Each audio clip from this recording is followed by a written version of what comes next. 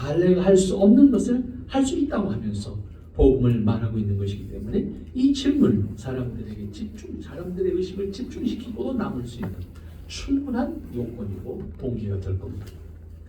유대인들에게는 할례는 곧 선민이 되는 것이고 하나님의 자녀가 되는 것이고 아브라함의 후사로서 유업을 받을 수 있는 자격을 가지는 사람이라고 하는 의식을 가지고 있기 때문에, 그러므로 할례는 모든 것의 열쇠, 곧 유대인으로서 모든 것의 열쇠라고 할 수 있습니다. 그런데 그 할례를 예로 복음을 설명하고자 하는 것이 바울입니다.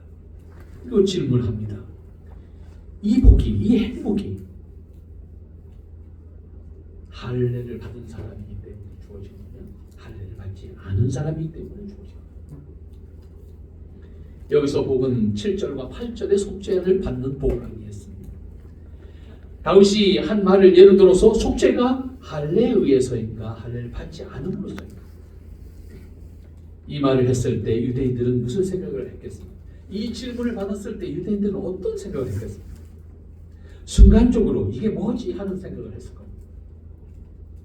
우리도 그런 이야기를, 우리가 그런 상황 속에서 그런 이야기를 들어도 똑같은 생각. 이런 놈이 다 있나? 당연히 할례라고 생각할 수 있었겠지만 바울이 들고 나온 예가 8절에서 9절에서 속죄의 권세가 하나님께 있다라고 합니다. 다윗의 말씀을 들었기 때문에 순간적으로 복잡해졌을 겁니다. 우리가 말하기를 아브라함에게는 그 믿음이 의로 여겨졌다 하노라. 아브라함이 의롭게 된 것은 할례를 조건으로 한 것이 아니고 그의 믿음으로 의롭게 여겼다라고 하는 말씀을 먼저 했고 그 다음에 이 질문을 했기 때문에 이것은 첫째 하나님께 대한 믿음을 말하는 것이고, 두 번째는 하나님께서 속죄를 위해서 약속하신 그 언약을 믿는 믿음을 의미합니다. 그렇다고 두 가지를 조건으로 열거한 것이 아니고 이것은 믿어야 될 것이 무엇인지를 설명하기 위한 방법으로 이야기한 겁니다. 곧 하나님과 속죄에 대한 원리와 약속은 같이 있는 겁니다. 따로따로 조건으로 제시된 것이 아니다 그 말입니다. 바울이 확인하는 것은 아브라함의 어떤 종교적인 의식을 행한 것을 조건으로 속죄를 받고 하나님의 자녀가 되는 신분을 보장받은 것이 아니라 오히려 아브라함이 하나님께 대한 믿음으로 하나님께서 그에게 말씀하신 약속을 믿고 행함으로써 그것을 기뻐하시고 아브라함의 믿음을 그대로 의로 여기셨다는 것을 강조하는 겁니다. 근데 더 중요한 것이 있어요. 그것이 사실은 10절과 11절에 나오는 얘기예요. 아브라함을 하나님께서 이미 부르셨다는 거예요. 그의 어떠한 모습을 보기 전에 이 원리를 지금 바울은 설명합니다.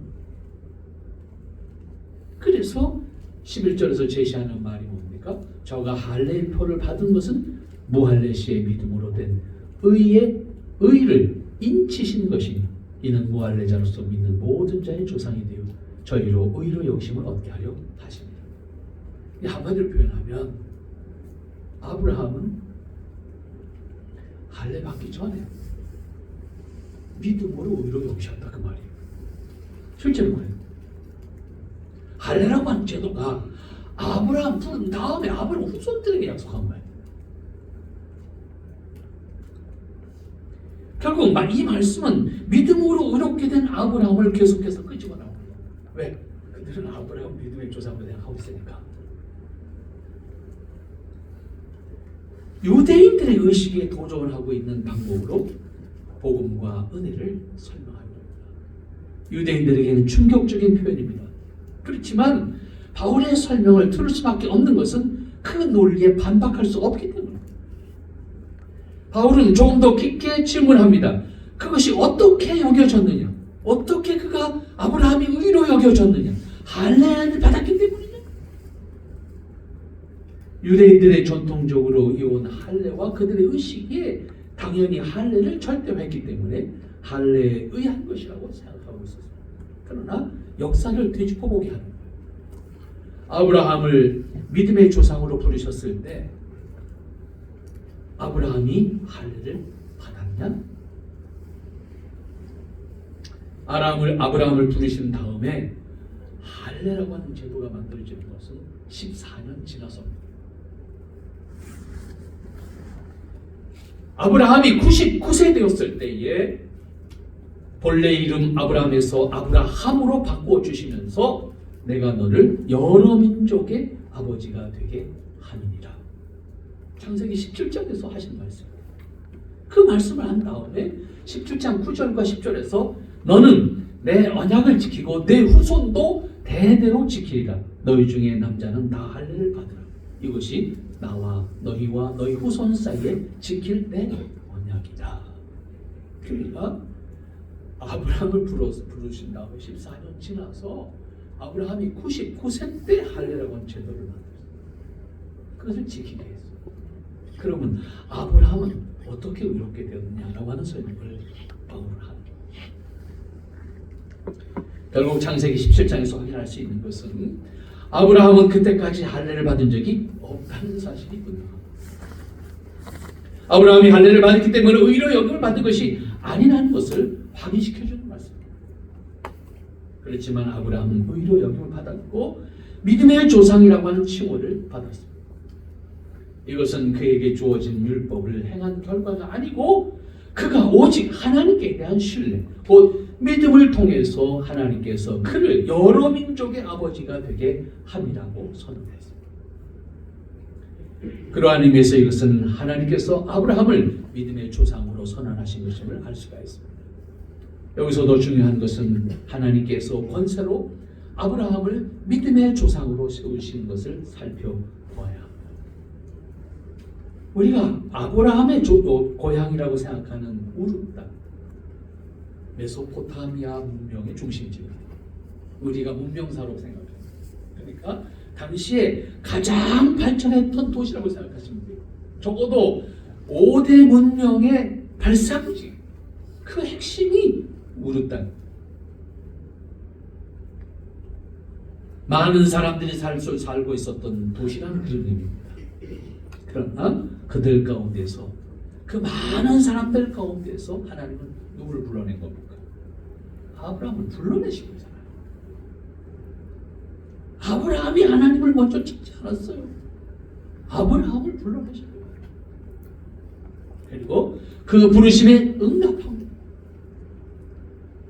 그 부르심에 응답함으로 하나님께서는 그를 이끌어 가시는 역사가 그 이후에 진행되어지는 것을 볼 수가 있습니다.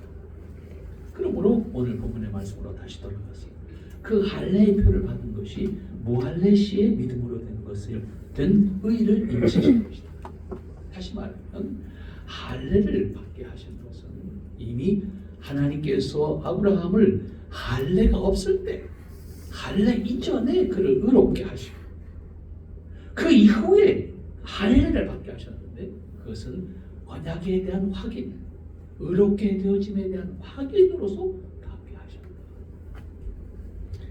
아브라함은 그가 할례도 받기 전에 믿음으로 의롭게 되어졌다는 말씀이고, 시간적으로 보면 아브라함은 이미 의롭게 된 다음에 종교적인 의식으로서 할례를 받았다고 하는 사실입니다. 그러니까 할례에 의해서 그가 의롭게 되어진 것이 아니고 믿음으로 의롭게 되어진 다음에 그 증표로서 할례를 받았다고 하는 의미가 되는 겁니다. 다만 이것은 사람이 의롭게 인치심을 받는 시간의 과정을 단정할 수 없습니다. 그리고 그것을 단정해서 말할 수도 없습니다. 다만 그것은 하나님의 영원한 뜻이고 권세고 하나님의 은혜로 우리에게 적용되어지는 겁니다. 그러므로 우리는 이러한 사실을 믿는 것이고 그 믿음을 통해서 하나님의 뜻을 사는 것입니다. 그 결과는 하나님의 언약 안에서 확인하고 체험할 수 있을 뿐입니다. 우리의 세례라고 하는 제도도 그런 의미에서 다르지 않습니다. 세례 자체를 절대시하게 되면 오직 가톨릭 신앙이 됩니다. 기독교 안에서도 다르지 않아요. 절대화하게 되면 그때부터 스스로 오미에 빠지게 됩니다. 한국 교회가 그러한 시행착오를 한 적이 있어요. 90년대 해외여행이 조금씩 되면서 일본 목사님들이 나와서 요단강을 해서 요단강에 가서 물 떠갖고 요거 갖고 세례 주기 시작했어. 그럼 요단강 물로 세례 안 받는 사람은 어떻게 할 거야? 이게 간단, 아주 단순한 것 같은데 그 단순을 함정에 빠지는 겁니다. 그렇잖아요? 그러니까 냉장고에 넣어놓고 그걸 뚜껑 먹는 거지. 그럼 요단강물로 안 받는 사람 다시 받아야 됩니까? 그게 자체가 절대 기준이 될 수 없고 절대 의식이 될 수가 없고 절대 물질이 될 수가 없는 거예요. 물이 변화시켜주는 게 아니기 때문에 하나님의 말씀이 우리를 변화시켜줘요.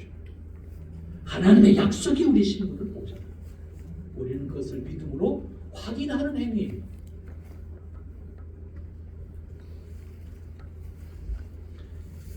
그 다음 이어지는 11절 말씀 보세요. 이는 무할례자로서 믿는 모든 자의 조상이 되어 그들도 의로 여김을 얻게 하려 하시니라. 아브라함이 할례를 받기 전에 의로 여김을 받은 것은 무할례자의 조상이 되게 하려 합니다. 이런 표현이었습니다. 아브라함이 세례를 받기 전에 부르셔서 그의 믿음과 함께 의롭게 하신 이유를 설명하는 것인데, 아브라함을 무할례자의 신분일 때 믿음으로 의롭게 하신 것은 마찬가지로 할례를 받지 않거나 모르는 사람들, 곧 이방인들까지도 믿음으로 의롭게 하시겠다는 은혜의 길을 열어주신 것입니다.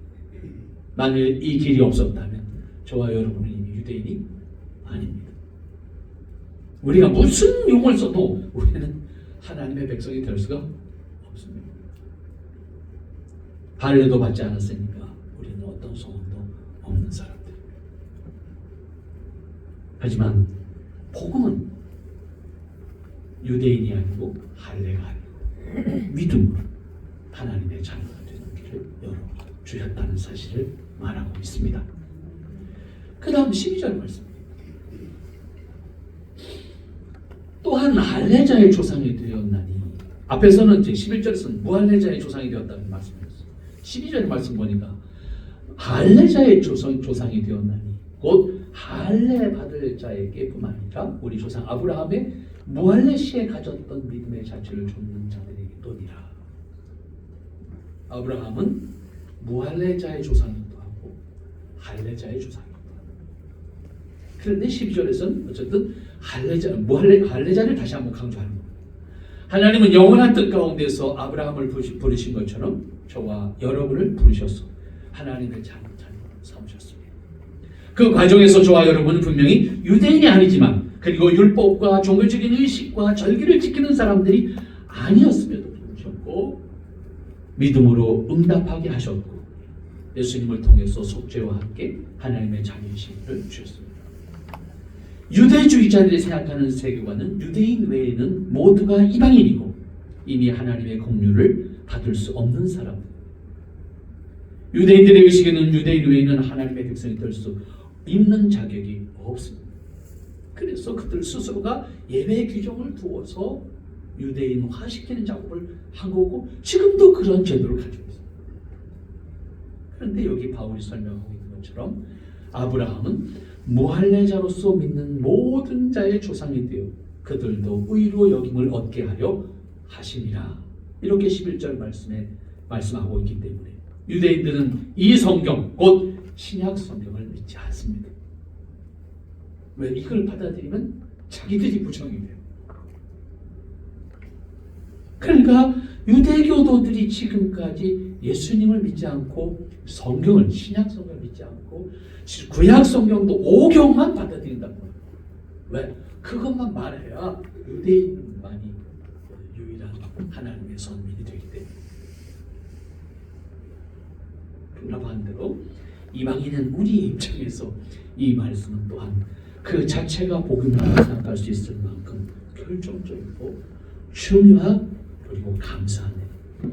여기서 감사는 오직 그러한 권세를 가지시고 우리를 하나님의 자녀와 백성의 신분으로 부르신 하나님께 해야 할 것입니다. 복음은 유대인 그리고 율법, 종교적인 의식에 매이게 하는 것이 아니라 오직 하나님의 은혜로 자유하게 하는 것입니다. 그리스도인은 하나님의 은혜로 모든 율법과 관습과 전례로부터 자유합니다. 그것이 그리스도인으로서 살아가는 이 땅의 오늘 우리의 모습입니다. 때문에 우리는 무엇에 매이지 않습니다. 의식에도 매이지 않고 관습에도 매이지 아니하고 율법에도 매이지 않습니다.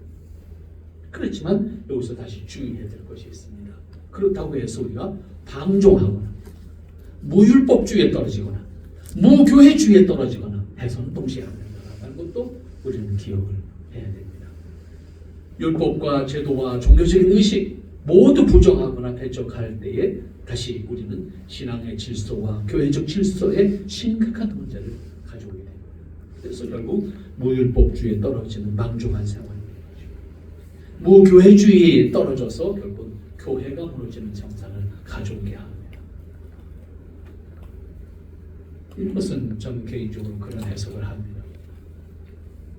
아시아에서 우리나라가 가장 복음이 있게 되었습니다. 그런데 참 감사한 일이 있습니다.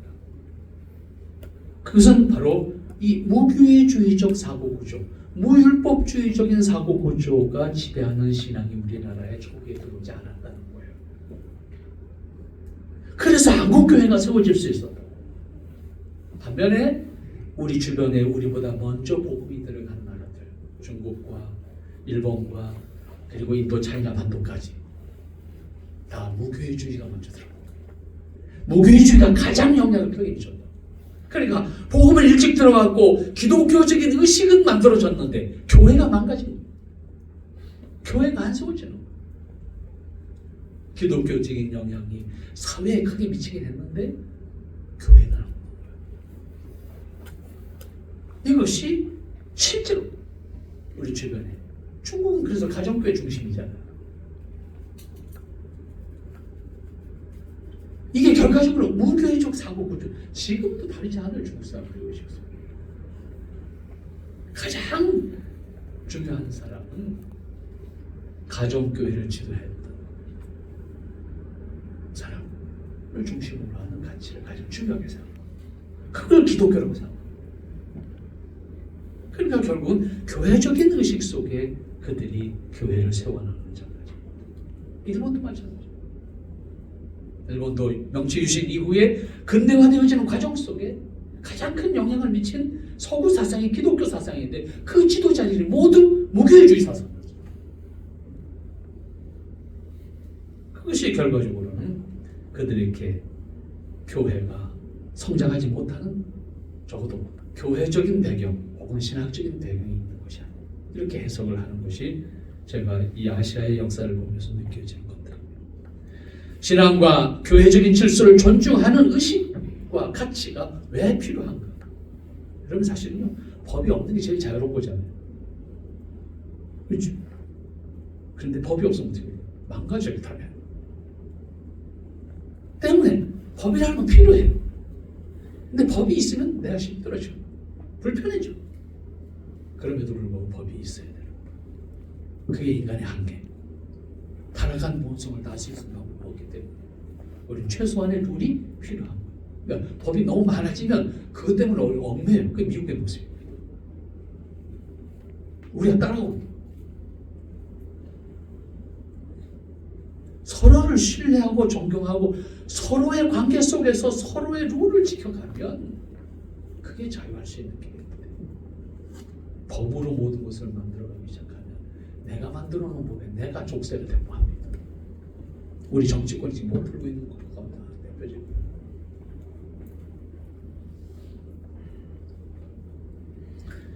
때문에 무율법주의나 무교회로 전락했을 때는 다 망가집니다. 때문에 적어도 기본적인 권력을 갖추는 신앙적 질서와 교회적 질서를 필요로 하는 겁니다. 때문에 무율법주의에 떨어져서 안 되고 무교회주의에 떨어져서 안 된다라고 하는 말씀을 드립니다. 결국 그러한 것들도 복음의 원리를 벗어나거나 복음을 제한하는 것이어서는 동시에 안 됩니다. 어디까지나 철저하게 성경의 원리에 의해서 신앙과 교회적인 질서는 존중하면서 복음을, 신앙을 지켜가야 합니다. 이러한 의식을 가지지 못하면 신앙이 왜곡되고 변질될 때, 교회가 무질서하게 될 때 어떻게도 통제할 수 없는 상황이 되고 맙니다. 그래서 끝내는 교회 무용론까지 나오는 신앙이 만들어집니다. 이러한 문제는 2000년 기독교회 역사 속에서 수없이 반복된 문제들이기 때문에 이걸 반복해서는 안 된다라고 하는 것이 역사의 교훈입니다. 바울은 이러한 문제를 의식해서 이어지는 12절에서 또한 할례자의 조상이 되었다라고 합니다. 앞에서 몰레자의 믿음의 조상으로 설명한 바울은 그러면 말씀드린 것처럼 굳이 할례를 받거나 절기를 지키지 않아도 된다는 말인가?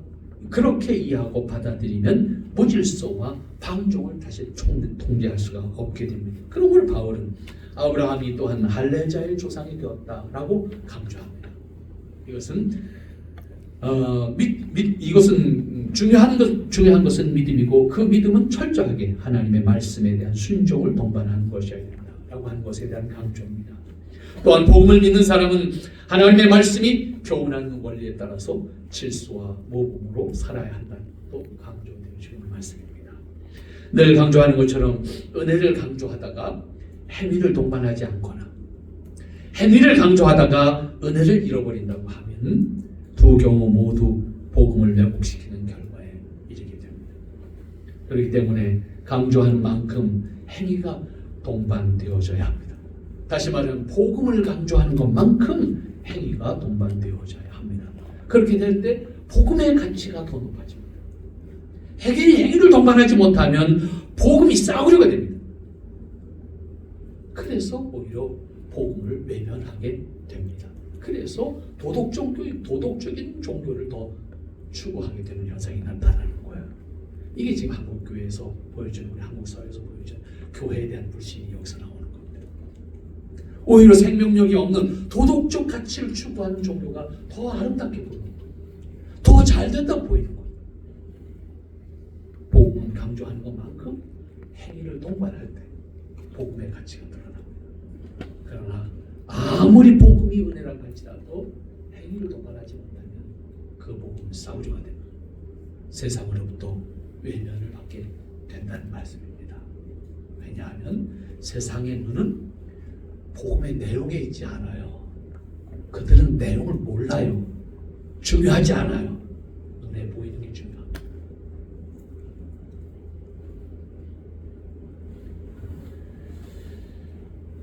또한 행위를 강조하는 것은 언제나 복음의 은혜를 잃어버릴 수 있는 것이기 때문에 철저하게 은혜 안에 있어야 된다는 것을 고백하고 자복하고 발견하고 체험하고 확인하는 은혜 안에 있는 사람으로 겸손히 있어야 돼요.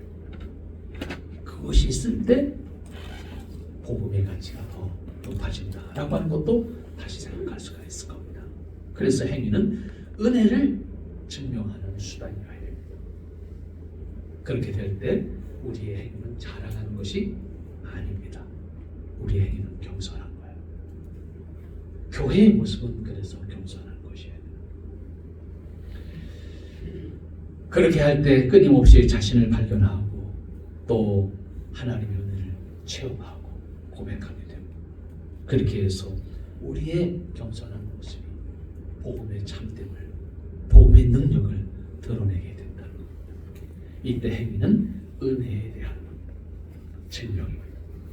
내가 정말로 은혜 안에 있다라고 하는 사실을 증명하는 것이 우리의 행위여야 된다라고 하는 겁니다. 이걸 바꿔놓으면 심각한 문제가 돼요. 그러니까 언제든지 은혜 안에서 우리의 행위가 증명되어진다는 사실을 기억하고 오늘 우리가 살아가는 과정 속에 우리의 모습이, 우리의 인격이, 우리의 삶의 행위가 우리가 믿는 복음의 진리인 것을 증명할 수 있어야 된다는 것을 꼭 기억하고 여러분의 삶에 있기를 바랍니다. 기도합니다. 거룩하신 아버지 하나님, 은혜를 감사합니다. 하나님의 크신 사랑과 은혜를 통해서 오늘 우리의 모습이 있음에도 불구하고 순간순간 우리가 하나님의 은혜를 저버리거나 잊게 되어지는 순간들을 경험하게 됩니다. 긍휼과 자비로 우리를 살피시고 인도하여 주시어서 언제까지나 주께서 기뻐하시는 아름다운 모습, 복된 모습, 귀히 여기시는 모습으로 하나님 앞에 서는 자들이 되게 하옵소서.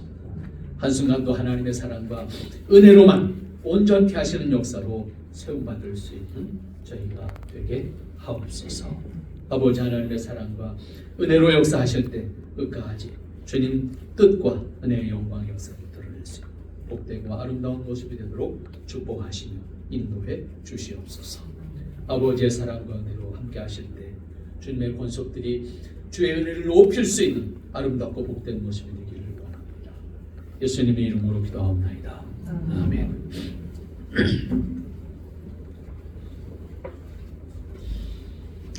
48장